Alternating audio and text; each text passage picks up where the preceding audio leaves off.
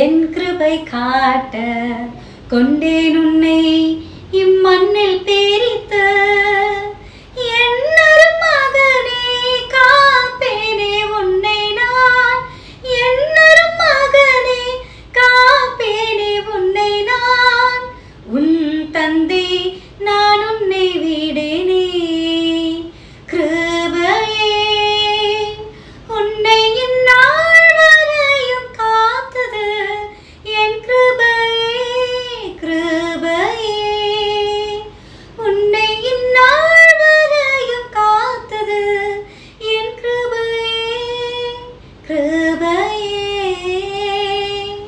ஆமாங்க, எப்பேற்பட்ட சூழ்நிலையில நீங்க கடந்து போயிட்டு இருந்தாலும், எப்பேற்பட்ட பாவங்கள்ல நீங்க விழுந்திருந்தாலும், எப்பேற்பட்ட துரோகங்கள் மற்றவர்களுக்கு எதிராக நீங்க செய்திருந்தாலும், இன்றைக்கு மனம் திரும்பும் பொழுது கர்த்தராகிய இயேசு கிறிஸ்து உங்களை பார்த்து சொல்றாருங்க, நான் உன்னை ஒருபோதும் உன்னை விட்டு விலகவும் மாட்டேன், ஒருபோதும் உன்னை கைவிடவும் மாட்டேன். இம்மட்டும் சுகத்தோட ஜீவனோட இருக்கிறது அவருடைய சுத்த கிருபை மட்டும்தாங்க. அப்படிதான் தாவீது சொல்றாரு.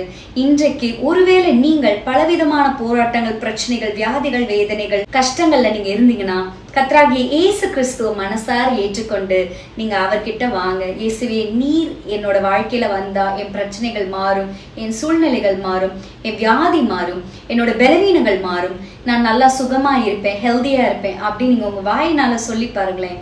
கண்டிப்பா நான் சொல்றேங்க, தேவன் உண்மை உள்ளவரும் நன்மை செய்கிறவருமா இருக்கார்.